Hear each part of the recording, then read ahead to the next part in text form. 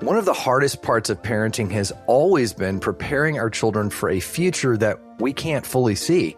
And today, with artificial intelligence reshaping careers almost overnight, the uncertainty feels even greater than ever. So how do we prepare our children for a world that is changing faster than anyone can predict?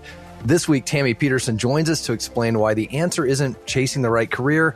It's developing the unique human qualities like curiosity that AI can never replace. Join us for this episode of Basecamp Live. Mountains. We all face them as we seek to influence the next generation. Get equipped to conquer the challenges, summit the peak, and shape exceptionally thoughtful, compassionate, and flourishing human beings. We call it Ancient Future Education for raising the next generation. Welcome to Basecamp Live. Now your host, Davies Owens. Welcome to Basecamp Live. Davies Owens, your host here, joining you on the journey of raising the next generation at what can often feel like climbing to the top of Mount Everest, which is why we have this image of a giant mountain with white snow on the top. But the good news is we get to stop at the base camp, sit around the fire, or maybe this time of year we need to be sitting around the air conditioning. But either way, we're gathering together each week. So thanks for joining us on this opportunity to continue to be even more equipped to raise the next generation. Big shout out this week to a couple different schools and leaders, to Brett Davison, head of school at Coram Deo Academy in Salem, Oregon, and David Warren, head of school at Calvary Baptist Academy in Midland, Michigan. Thank you both for being a part of the Basecamp Live community and the Zipcast community. We appreciate you being with us, along with your teachers and your parents and your students on the journey of climbing that mountain up to the top. This week, we welcome Tami Peterson back to Basecamp Live. Tami is often on with us because she has such a fantastic perspective. She has a position as being the founder and CEO of Life Architects Coaching, where she's guided thousands of young people and adults to find their calling and future with college and career choices as part of her vocational discipleship model. Her passion for empowering young minds underscores this commitment that she has to nurture both strong work ethic in today's youth while helping them have invaluable insights into navigating the world of Christian and classical education. She holds undergraduate degrees in Christian education from Ozarks Christian College and a master in leadership theology and society from Regents College. She brings a wealth of insights that we so appreciate. Before we jump into this conversation with Tami, a big shout out and thank you as always to this episode sponsors, Life Architects Coaching, Wisdom and Eloquence from Robert Littlejohn, our partners at the Herzog Foundation, and of course, our own Zipcast. Zipcast is being used by schools around the country for producing this 10-minute or less weekly audio update with the actual voices of school leaders paired with insights and wisdom from our content library. Many of those little segments come from Basecamp Live. We're now offering another format, which is the monthly audio magazine. It's easy to produce. It's fantastic for sharing vision and stories across your school and the real voices telling the stories and capturing the vision of your school to families and even donors and supporters on a monthly rhythm. You can learn more at zipcast.media. Without further ado, here's my conversation with Tami Peterson. Well, Tami, welcome back to Basecamp Live. Thanks, Davies. It's just great to be here again. You are a regular on the show, and I so appreciate it. You have such a fascinating vantage point with the work that you do and tracking what's happening in the culture, working with parents and students, trying to guide them through kind of vocational discipleship, trying to sort their way into the world. I love just to have you jump right in. You've spent, it sounds like the better part of the last year interviewing and reading and trying to figure out this whole AI thing and the impact it's having on our families. What are you seeing? Well, I'm seeing a lot of anxiety on everybody's plate. And if it's not anxiety, it's nervousness and shame about how they're not doing it right or they should do it differently. And I really want to encourage parents that God is in this with them and that He is not surprised by AI. And I know it's easy to say that and hard to walk into it, but the reality is He's given us so many stories in times of technological change in the past that are important to draw from and think about and find out how their own story of one of the things I do when I meet with students and their families is I have the parents tell their story about what they thought they would do when they were 17 and how they got to where they are today. And it's really a story that students have heard piecemeal, but it helps them understand the technological changes that we've gone through in the latter part of the 20th century and into this early 21st century, and try to help them reframe how they're thinking about things. Because the problem that we're facing is not a new problem. Change is inevitable. What your parents did is not what you're going to do. What you're doing is not what your students are going to do. And so coming to grips with the problem of how am I going to approach nurturing and discipling my young adult into the workforce is what we're talking about. Yeah. How do we want to frame that? There was really never a time in history before the 20th century where people were like, I can do whatever I want. Mm-hmm. Like the truth about stories is the 20th century really was about liberty and choice. We can do whatever we want. It's a fascinating point that we just don't think of it because we live in this world of do whatever you want, live wherever you want. But, pretty much if your father was a brick mason, pretty good chance you're going to be laying bricks. Or if you grew up in a bakery home, you're probably going to be baking. And it's just, it's just the way that, and in some ways that's so much simpler and easier. And I think we've created so much pressure over the figure yourself out. But yeah. You were saying that I want to understand a little bit better when you're talking about like the story from the 17-year-old into adulthood. You talking about like, we don't often retell the stories of those journeys that we've gone through, or, I mean, because it's a journey we all had to go through. And few of us knew where we were going at 17 for sure. Well, yeah. And so often what people say to me is, oh, I wish you were around when I was 17. Like right. That's exactly the statement that they make to me. And I just go, well, part of what we missed in the latter part of the 20th century and early 21st century was a lack of stories. We were being told stories by people, and we were also being told by the same people that our stories were not important, that we had to be something spectacular or we were not worthy of people paying attention to our story. Right. And the reality is it doesn't matter who you are, your story matters. Mm-hmm. Yeah. So, and to your children particularly, the fact that you struggled with what you should do at 17 gives them some peace that they are struggling at 17. The fact that you did 4 different jobs throughout your early career, or you even switched careers, gives them peace that if they make a choice, that it's not a forever choice, that it can be changed, and that you're not going to be disappointed with them. Because part of this is really about how parents communicate how they want their children's next few years to go. Yeah. They want to, I hear statements like, I want to get them off my payroll. And on the positive side, I just want them to be happy. And so they have these sort of nebulous or very specific goals for their students that they're communicating through everyday language. Yep. And AI is part of that. Technology, the pace of technology is what the struggle is right now, because no one really knows. After spending a year talking to people, and I'm continuing to talk to people even this next week about how AI is changing their job in particular, no one really knows what the outcome is. Everyone is seeing what it's doing in their area of work, but no one knows what jobs are going to be available in 10 years, for instance. And going back to our stories from long ago, if you're a brick mason today, you're probably going to be a brick mason in 10 years, and you're going to be building the same types of things you were building 10 years ago.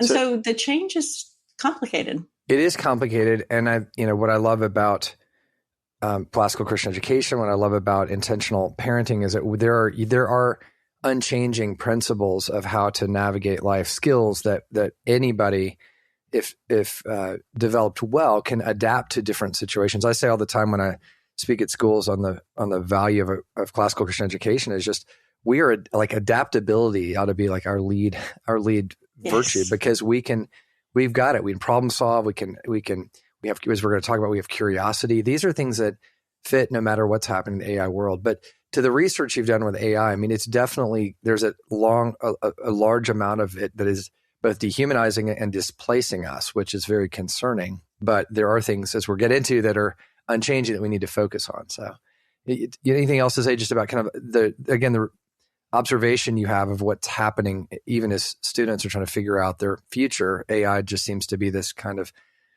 I guess, negative voice that keeps breathing over any job you consider is going to be replaced within a year or two. I guess that's sort of it's a very disconcerting consideration. It is. And one of the things that's kind of come up, it's not universal, but it's just trending, is young women are double downing on education. And so they're going for further. So master's degree, PhD, headed into more education. And the trending for males is into thinking more about trades. Right. Yes. Yeah. And things that seem like they're not going to change. So a broad degree like mechanical engineering, it's a gigantic study that has a lot of outflows to it. Yeah. And so if you're not kind of in that engineering mode or some mode that looks like there's still going to be work for you, it's hard to know what to choose. Old opportunities like accounting, for instance, and analysis become sort of questionable. Is that a good degree? I have questions like that all the time. Should I go into this or that? Because AI can do that. And so then what is the human's opportunity? And that's the question. Yeah. What opportunities are available to you? And at the time that you begin your young adulthood, because we're really talking about this shift between K-12 education to the next step. And that absolutely is a turning point. It's a threshold. It's sort of a severance of childhood. We're now into adulthood, and there should be a rite of passage there that your family is helping with. So what the next job is. The next job is not necessarily becoming a salaryman or a career person. Yeah. It's about becoming an adult. And what does that look like when you have to think about how you're going to support yourself, but also the kind of person you're going to be as an adult, no matter what work you're doing. Exactly. And so, and I know you've written on this idea of you've called it climbing walls or skills that if we develop these skills well, as we were just saying a moment ago, they will carry into any vocational environment and have a durability even in an AI world. And so share a little bit before we go to the break, just about, I know you've done a 5-part series that I'm excited to have in the Zipcast library for schools that are on the Zipcast platform, which is just walking through those. But we're going to pick one of them and go in really deep, this idea of curiosity. But frame this up for us with this idea of these skills. Yeah, so I call it a climbing wall. It's not original to me. It came from a great book called Open to Work by a couple of guys at LinkedIn. Open to Work is a big thing on LinkedIn. And they really reference the difference between a corporate ladder and a corporate climbing wall. And I actually think that's a fairly good framing for parents when they're talking to their students about what to do next. And it should be our frame of reference from childhood on. A student needs to be flexible and adaptable, and a climbing wall image is great for that. So you think about the difference between a ladder where every rung is known, every rung is separated by the same amount of space. We know if we just take the next step.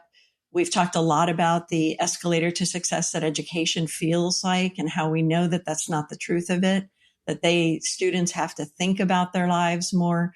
Well, the climbing wall takes that a direction that makes it even more flexible, is that humans can do things that computers, even the strongest AI computers, can't do in the sense of application. So how can we as humans hang on to the climbing wall? We've got a holding pattern, and be curious about what all the options are.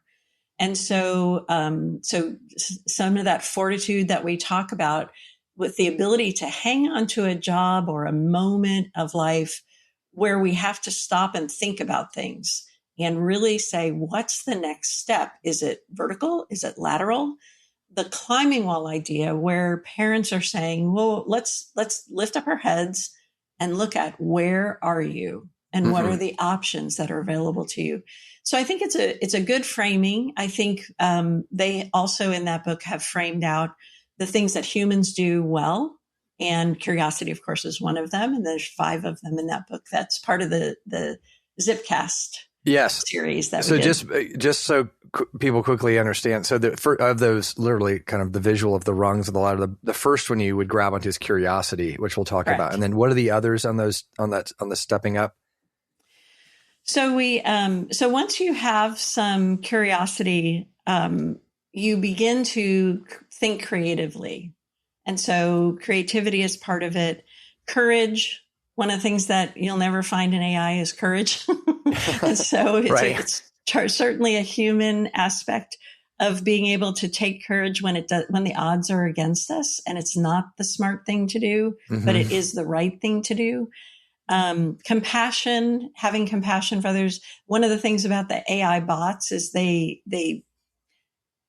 fake compassion and empathy because they have the right words and they listen for things. And when a student says a certain thing, they can respond in a way that feels empathetic, but they don't have compassion. By the way, it seems to me that there is no courage, and all it is what a great idea. That sounds like a really good, it's just like, Correct. Just stop. Nothing is but positive, no matter how stupid it is that you put it in there. So that's right. And then the fifth rung is compassion. So the climbing wall, the fifth role is communication. Okay.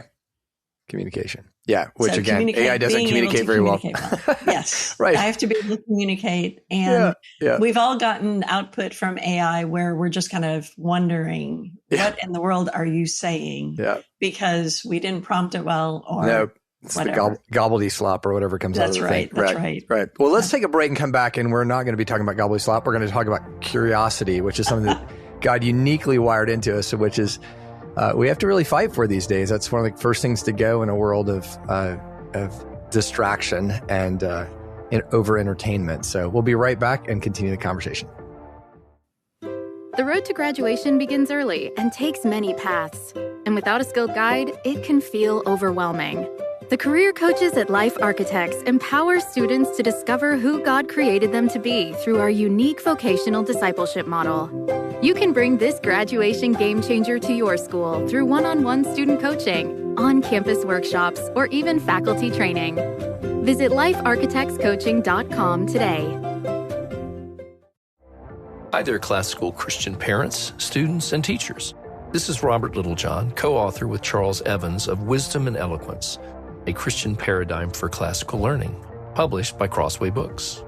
We want you to know about our new book with well-known family counselor Keith McCurdy, published by Classical Academic Press.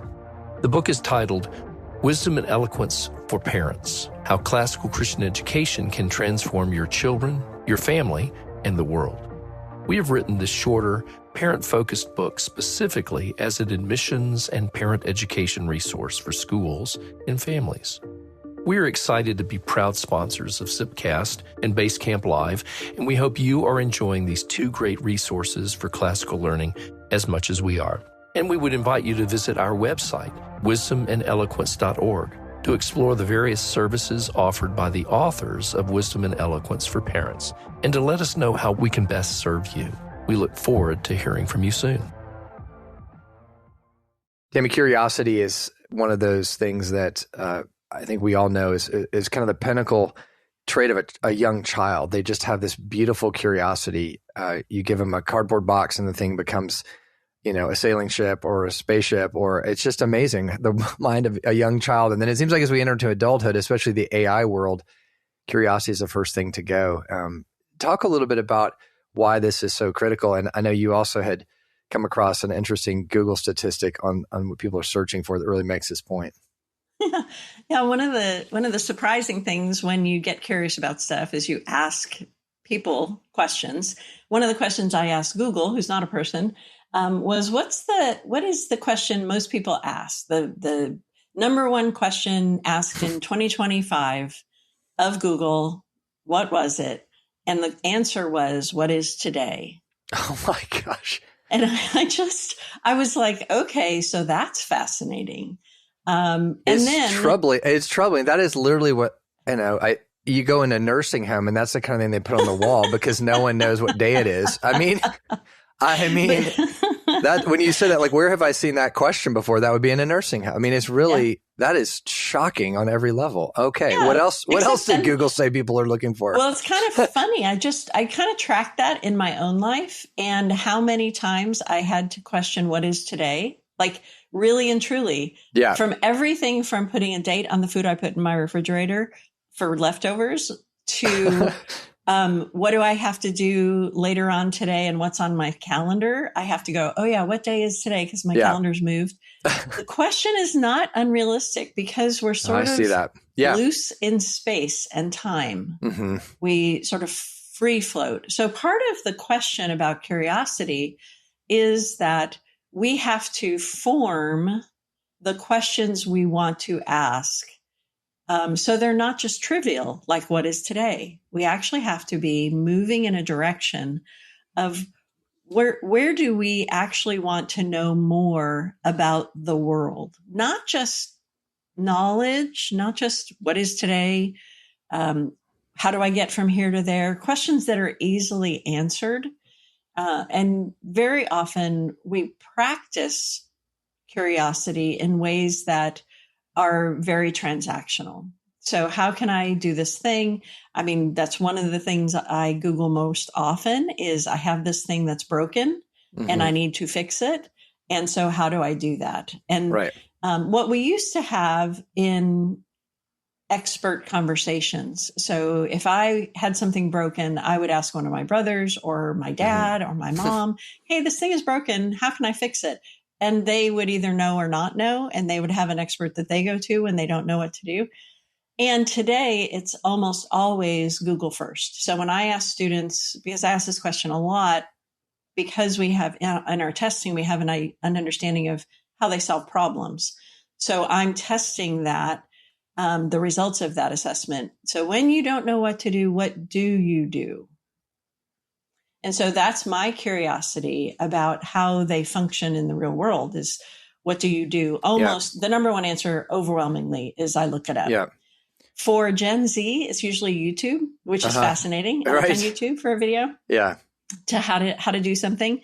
I work with Gen Z and Gen Alpha, a few millennials in that late 20s group, but and they're pretty much using YouTube as well. So the younger generations, that's their place to go for answering the question, what do I do when I don't know what to do? It's an interesting, as you're sharing that, I'm thinking about the automobile industry. I'm by hobby, auto restoration is kind of my passion. I'm a big fan of Matthew Crawford's book, Shop Class is Soulcraft. And one of the things that he talks about extensively and that resonates with this is just, he went from the, teaching logic at the academy level to literally opening up a motorcycle repair shop, because I can teach logic better in that environment where you're having to really think strategically through why is this not working and what might be the causes and how do we figure it out.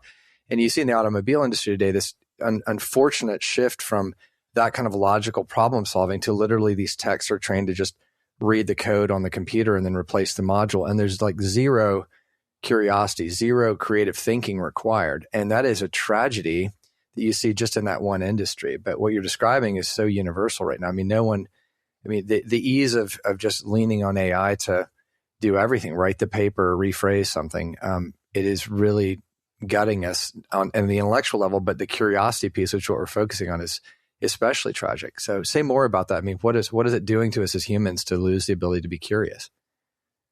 Well, if we're not curious, then our life is boring, first of all. Second of all, our brain doesn't develop in ways that are going to be helpful in unusual circumstances. So part of the nervousness and the anxiety of people today is because they have too much information and not enough conviction is basically the way it works. Is we take every question we're asking is at the 100% level. Like if I make this choice, my life is going to be over if I make a bad choice about it. And so that's part of it is we're curious, but we're only curious to make the right choice. And if we make a mistake, then, oh my goodness, now what do I do? I made the wrong choice. And there seems to be, because we have so much information, we're sort of getting paralyzed by, we're curious on how to solve this problem, but it's very transactional. So even the big questions about life in general, like who am I? Why am I here? What should I do? And even when we bring that down to like the ground level of what do I do after I graduate from high school? I have to do something. What is it going to be? we make that choice, this life purpose choice. And the reality is we learn as we live, and the brain develops that way. So part of the struggle with AI, because I've had students come to coaching calls that they've asked AI what they should do to make a lot of money. So I find out what their goal is, and it tells them they should invent something. And, I'm the daughter of an inventor. So I was like, great. So what are you going to invent? Well, I don't know. I just need to find something to invent. So my question then is, what are you curious about? I don't know. The curiosity ends at, how do I make a lot of money? And so I have to bring it back down to, all right, well, what problem are you trying to solve? Do you see a problem in the world that you feel like needs solving? And curiosity is what brings us to that. So curiosity about, how does the world work? And is there a better way to do it? And part of the struggle talking to students is everything has to be like triple X'd up. Like I need to make $1 billion, and the reality is work is good for you. So you should be curious about what a life of work looks like, and finding something that you're absolutely curious enough about to spend 4 years studying, first of all, or to, we see students making a whole bunch of different choices right out of high school. So are you curious about how something works? Well, if you're not curious about how something works, then don't go into the trades, because that's what that's about. It's all about, how does something work and how can I fix it when it's broken?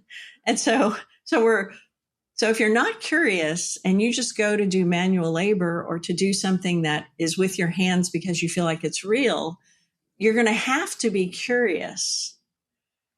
You have to be curious in order to say, oh, here's a problem to solve.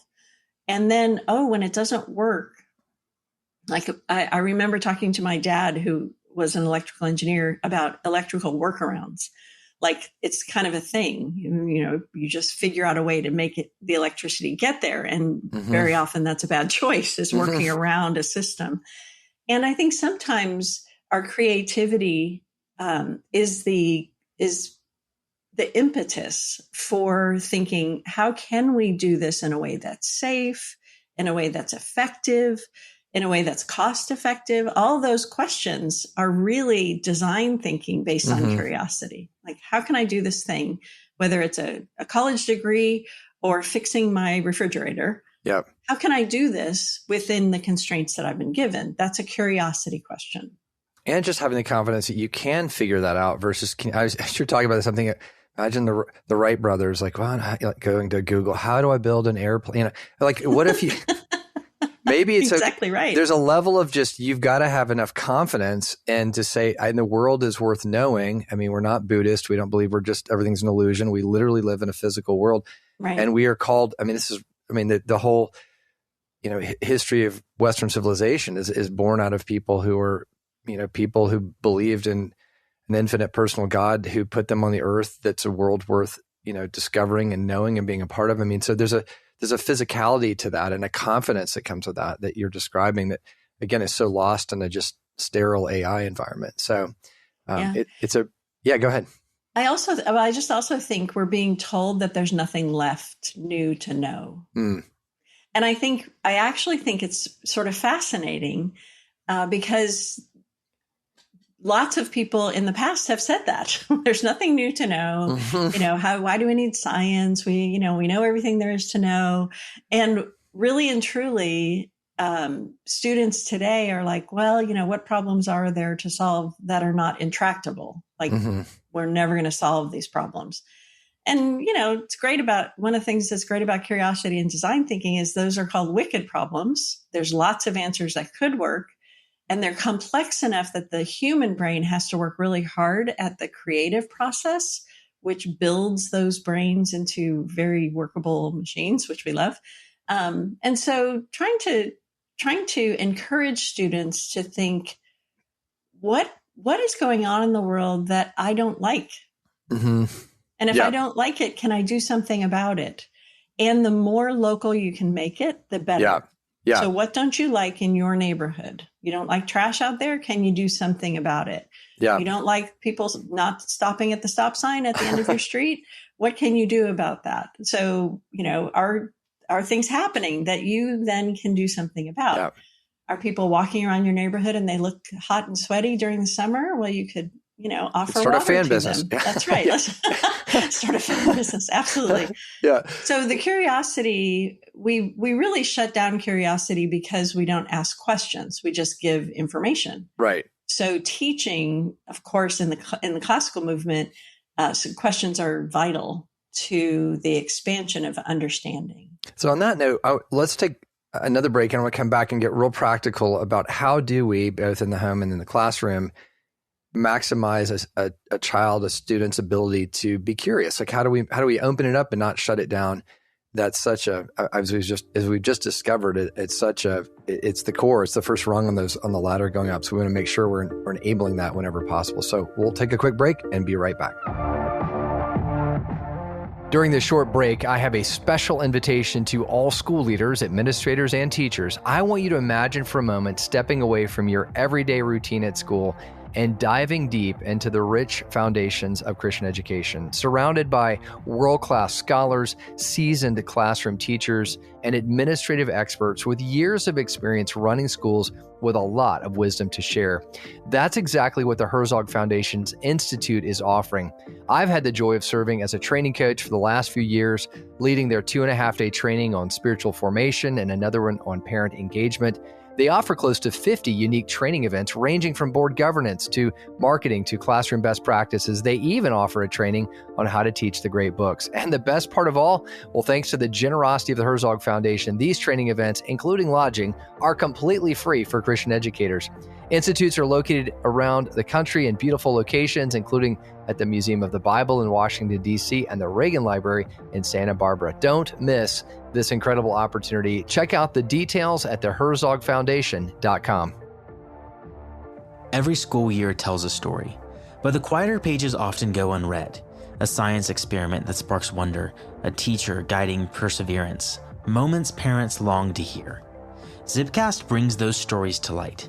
Each 10 to 12-minute episode blends local updates from your school with wisdom from national parenting and education experts that addresses the questions parents long to have answered.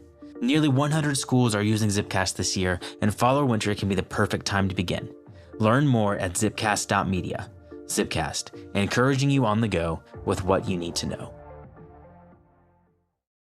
Tami, we've established that curiosity is so important, and the reality is we're in a world that's constantly inviting us to just step aside from anything that requires any degree of effort or thought and let AI do it for us. What are some very practical things that you can recommend, maybe first to parents, to make sure that even in their conversations and their actions, they're protecting and enabling even greater curiosity in their children? Well, I think not giving answers is a good way to start. I think the questions that that children ask their parents, obviously, if your 5-year-old has a smartphone, they're going to ask the smartphone before they ask you questions. So you want to get to the place where whatever you're doing technologically, it creates some friction for them. So they actually have to come ask questions and build a group of people that they know can answer questions for them. And so whether it's a sibling or a parent, I think creating that friction, like not just giving them something that gives them all the answers. I remember we had the Encyclopedia Britannica, which was limited in its scope, of course. But often we would go there to answer a question and it just wasn't enough. And so this is how we end up with endless scrolling. It's not enough to answer the question there. But one of the things that I love is parents helping students practice curiosity by wondering out loud. I wonder what would happen if. It's a great question. Even a parent asking that question. I wonder what would happen if we put ice cubes in the pool because it's hot. The pool is warm. And so I wonder what would happen if that, what do you think would happen? So it's this kind of practicing curiosity in front of them. Of course, we all understand that we have to practice things in front of our children so they know how to do them. And We stop doing it when we get older because they know how to do all the things that are easy to teach. We taught them how to, tie their shoes and ride a bike and all those things that are lots of fun. And it gets harder and harder as they get older. And curiosity is one of the things that practicing it out loud is important, and not rushing to an answer. Right. So when they come to you and say, Mom, what's this? Or Dad, how does this work? And you might know the answer. The question you should ask back to them, well, how do you think it works? Right. Because the how do you think it works means that they have to come up with a prototype or a hypothesis about how something works. And so even when we're reading a book and we're like tracking through the ideas that the book is giving us, like the questions should be more around how do they think it works and what do they think the author is saying, rather than saying this is what the author's saying. Mm-hmm. And of course, a good seminar teacher will be asking all those questions and helping them not get answers directly from them. Yeah. One of the things that I think shuts down pretty early in students these days is sitting in the question. So if you can't get the answer in a minute, do you give up on that question? And so a lot of times students are asking questions about, to me, the questions I deal with, things like, would I be good at engineering? Like that question. Or would I be good at being a counselor? Like career type questions.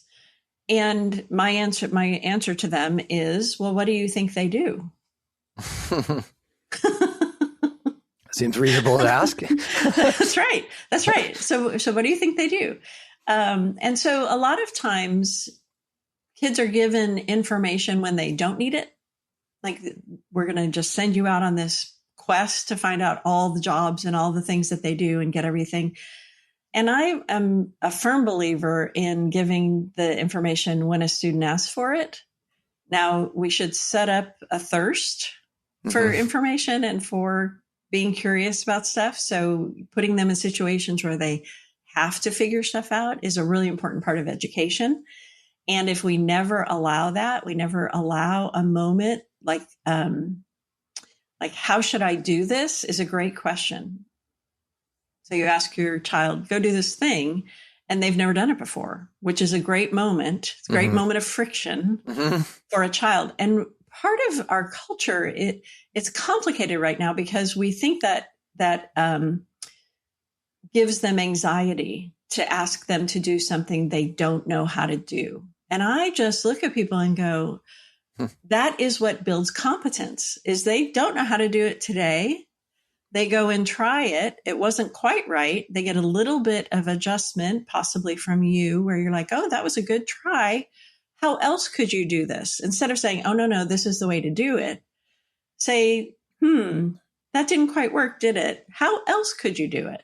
Right. And yes, it takes time. This kind of conversation takes time with children. And that's part of our struggle. Our struggle is that we absolutely have to give children time. Which is a brilliant point, Tami, because at the end of the day, we have to be willing to be inconvenienced by giving them time to fumble along and figure it out. It's like, you hear people all the time say, well, I'd rather why delegate? I'd just go do it myself. There's that sort of impatience that I think is there. And it's like, you should tell them to go, here's how you go do it, versus the messiness of it. And I wonder too, I was thinking as you were talking about the old phrase, curiosity kills the cat. And so I wonder if there's not, somewhere in our minds too, that, this curiosity thing's great when you have, just endless time and nothing else to do, and it can be dangerous. Like, I don't want my kids have to go figure out how to ride their bike. They might crash. I mean, there's that worrisome aspect. What do you do with that idea? Well, one of the things that I talk a lot about making choices, and James Clear has a great framework for that. It's hat, haircut, tattoo. Okay. And so, when you're thinking about what to offer your child as an experience, you want to offer them hat experiences, especially small children. You want to offer them an experience that it's not going to do too much damage if it's wrong. They just take it off as a hat. So by hat, you mean just like the ease of, I got to select a hat, put it on my head. It's no big deal. Okay. Yeah. And I could choose a different hat. It's really easy. It's not complicated to take a hat off. Yeah. A haircut, it's a little longer. And really and truly, we see this with children that cut their own hair. Is we have a picture from their second grade year where they've cut their hair in bangs. Look what I did, Mom. Yes.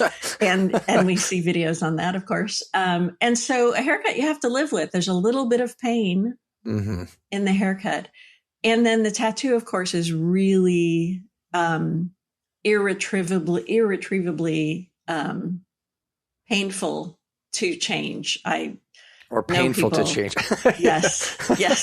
Painful to change. Yes. And so there are only really a few things like that in the world, that like a tattoo is permanent or semi-permanent. If you believe scrubbing off your skin is an option for you, it can be semi-permanent. But for the most part, we don't want the first decision our child makes on their own is a decision that's a tattoo decision. Right.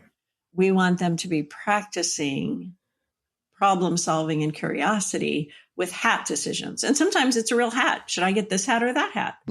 And they want you to decide. And you say, well, I'm curious. What do you like about that hat? So you help them have decision-making processes by asking questions. Yeah. Which of these hats do you think will be the best one for you? And have them kind of go, I don't know. Let me look at them. And they're not allowed to take photos of the hats and upload them to Google and ask, right? That's right. That's exactly right. And so, I mean, there's a lot of variables in that framework, but the truth is the more we can get a student, our own children or someone else's in our classrooms, excited about doing work is helping them be curious about the world, helping them really and truly ask important questions about how the world works and what they should do about it, because that's what they really want to know. Yeah. Yeah. And at the end of the day, it's what brings joy and satisfaction. Back to the wonder of children that are creating their own dreams of what they are inside that cardboard box. I remember reading recently a study. It was done in the 60s and it was repeated recently, but it was the number they gave, in one room, they gave children 20 toys to pick from. In another room, they had 3. And the children with 3 initially were maybe a little more, felt bored a bit. But when they came back, the one with the 3 had far more creative play going on. The ones with the 20 just kept jumping from toy to toy to toy, and they got bored very quick. And so it's very obvious that we're made for curiosity, and it's a good thing. It's not that boredom is part of that at times. So and adults are always trying to solve the efficiency problem. Right. Like that's the problem we're almost always working on. How can we do this quicker? Yeah. And that's what AI is really good at. More, better, faster. That's AI. So the question then becomes, how can we do this effectively? And so the conversation I have often is about a hike. So what is the purpose of a hike? Like you want to take a hike. What's the purpose of it? Right. So you start at point A and you get to point B, right? That's a hike. You go from one place to another. But is that really the purpose of the hike? You're not traveling to work. You're taking a hike. So the efficient way to get from point A to point B is to hop on a helicopter and it'll just take you and drop you off at point B. Right. But really and truly, the goal of the hike is to experience the hike. And often we don't want the friction and the sweat and the sun beating down on us. And why are we thinking about taking a hike anyway? Is this really worth it? Like we all get to that moment on especially a long hike. But the reality is we are different people when we arrive. It's a great point. Because of what we have experienced. Right. And if we are not curious enough to say, well, I wonder what it's like to take a hike.